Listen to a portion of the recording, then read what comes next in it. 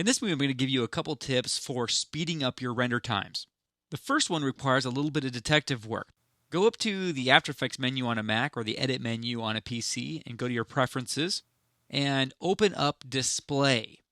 One of the preferences here is to show rendering progress in Info Panel and Flowchart.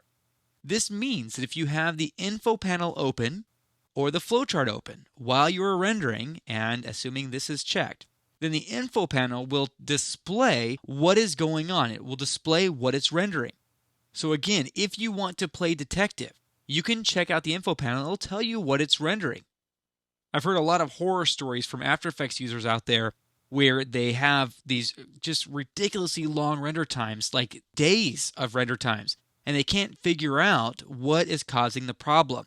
Well, the answer would lie in the Info Panel / Flowchart. When you're rendering, it will let you know. If something's taking hours to render, then you know that that layer is the problem, and you need to go back and change something with that layer, maybe pre-render it or something.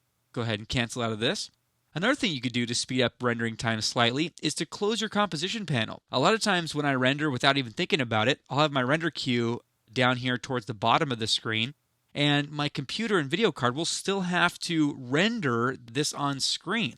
Well, a lot of times I'm maybe going out to eat or something like that while my computer's rendering, so I don't really necessarily need this to display. So if you go up here and hit this big old X on the composition panel, just close that so you don't have anything displaying while you're rendering. You'll notice a little bit of a speed up in render time, and this will be a bigger benefit the longer your composition takes to render. Now finally, if all else fails, you could always use the new Adobe Media Encoder that comes with CS4.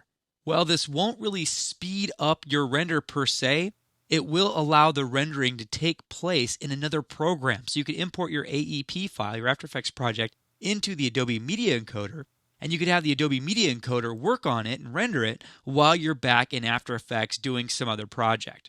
So even though that doesn't technically make things go faster for you, it doesn't stop you from working on other projects.